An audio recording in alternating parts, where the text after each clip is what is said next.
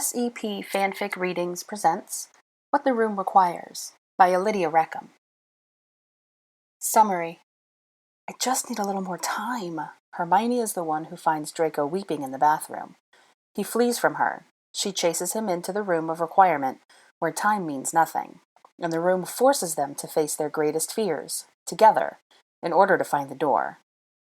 Chapter 1. I sensed him come in. He carries a kind of chill with him, Draco Malfoy. At least for me. The look of ice, the aspect of snow.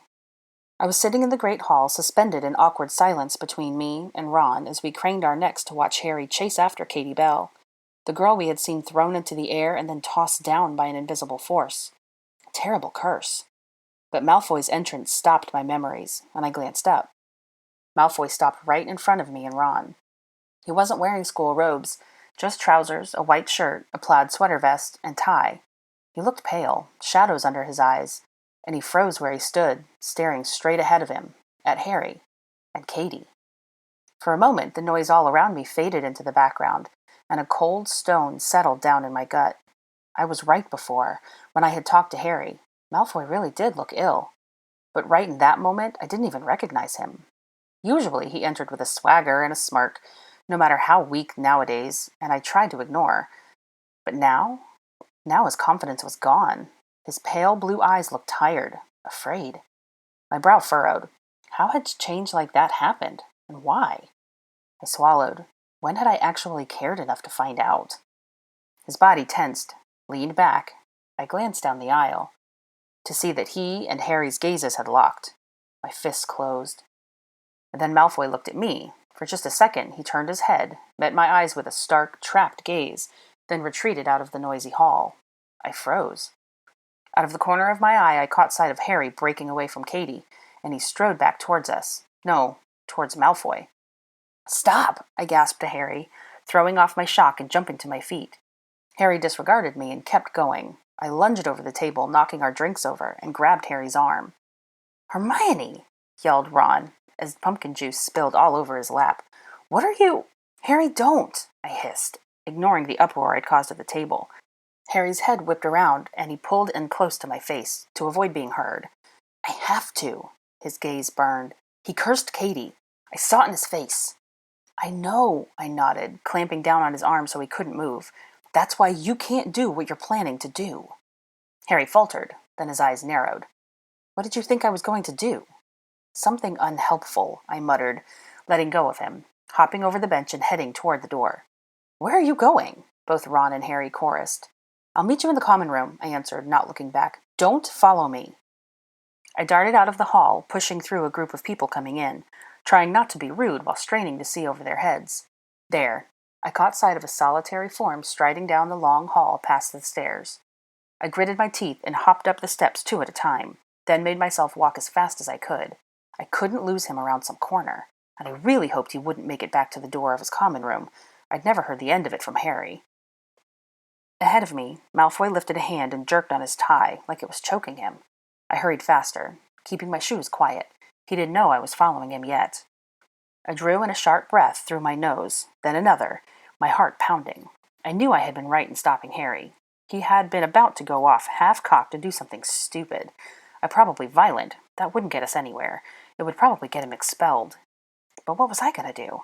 I had no experience talking to Draco Malfoy. Plus, I was so furious with him at the moment that I felt like punching him again. And I would. Except it wouldn't help the situation. I had no choice but to try to get him to talk. And how would he react to being cornered, especially when he had that wild, unfamiliar look to him? I bit my lip. I was about to find out. Malfoy's steps lurched, and he turned a corner and ducked into the boys' lavatory. I trotted after, then slowed and paused by the doorframe. I winced. No matter how many rules I'd broken in my career at Hogwarts, I still felt weird about just marching into the boys' toilet. But then my gut relaxed, and I went still, as I watched Malfoy stagger forward, gasping and brace his hands on the sink, as if he was about to be sick. His breathing heaved, and then he reached up and tore off his sweater vest and threw it down. His white blonde hair mussed. He leaned over the sink again, turned the cold water on, and splashed his gaunt face. The tumbling water echoed through the marble room. He lifted his head and stared at his reflection, his shoulders shivering. My lips parted and my breath slowed. Strange. It was like he didn't recognize himself either. His eyes went wide, he made a thick choking sound and dropped his head, and began to sob. Short, strangled, wrenching cries. Hitched, panicked gasps, like he'd been stabbed in the chest. Something inside of me collapsed. I wrapped my arms around myself, feeling my brow go tight. Draco was crying. I'd never seen him cry. He was always so aloof, so superior and cruel. I actually hadn't thought he was capable of it. I stood rooted to the floor as he wept, and his sobs grew deeper. He clamped a hand over his mouth to stifle them, but his body shuddered. "I can't," he whispered. "I can't. I can't." I took a step forward, then another. My hands clenched to fists, and I held my arms against me, forcing myself to keep going. I halted about 10 feet away. It was like I'd hit a wall. I swallowed. I knew instinctively that I was now dealing with a cornered wild animal. Well, if there was anything I'd learned from owning a cat, it was that in these situations, caution, logic, and courtesy were best. I took a breath. "Shall I get the nurse?" My voice came out weak and shaky, but it carried. Malfoy jerked around, hit his hip on the edge of the sink, and struck his ring against the faucet. He gaped at me, his cheeks tear-stained. He glanced to the door, his brow twisted, and then he met my eyes again. "What?" he stammered. I made my mouth and voice work, and kept myself from backing up. It looked as if you were ill," I said, "and I wondered if you wanted someone to get Madame Pomfrey." His eyes went up and his mouth fell open. Then he barked out a laugh and swiped at his face with his sleeve, scrambling to compose himself. "Pomfrey!" he spat. "What could that old bat possibly know?" I frowned. His hands were shaking. I opened my mouth, hesitated, then hazarded the next question. "Are you all right?" He sent me a razor glance.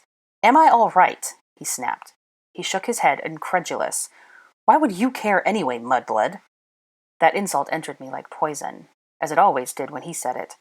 He bent down and snatched up his vest from the floor, then turned and headed toward the exit. "Draco, what's wrong?" I called. He slowed, then stopped. I held my breath. "Whatever you think you're going to get me to say, you won't succeed," Malfoy warned, but the venom was gone from his tones. In fact, his voice trembled, and he was having a hard time catching his breath. "Leave me alone, and stop following me." Then he strode out of there, his hands in white-knuckled fists. I set my jaw. I've grown up with boys, and I know how they think. Good boys, anyway. I couldn't pretend to understand everything about Malfoy's twisted mind, but what he had said just then went clear enough to me. He would never confess it, but in the undertones of his voice, he had practically screamed, "I am not all right. I wish someone did care, and I might tell you if you push me hard enough, especially if you follow me." "Draco!" I yelled and raced after him. I swerved around the corner just in time to see him pelt down the hall. He was faster than I was. I could never keep up with him. "Oh, please, please," I gasped as torches and pillars flew by and my feet hammered on the stones. "I just need a little more time. Just a little more." A door materialized in the blank wall in front of Malfoy. A tall, double door. I almost tripped. The room of requirement. Malfoy glanced back at me. His eyes went wide, and he pulled on the handle. The door swung open. He plunged inside and tried to heave it shut. "Wait!" I cried, grabbed the edge of the door with both hands and wrenched it open, then leaped in after him. I stepped on his foot. My hand slapped down on his shoulder. The door slammed behind us. A great clock somewhere overhead ticked twice. Then it silenced, and everything went black.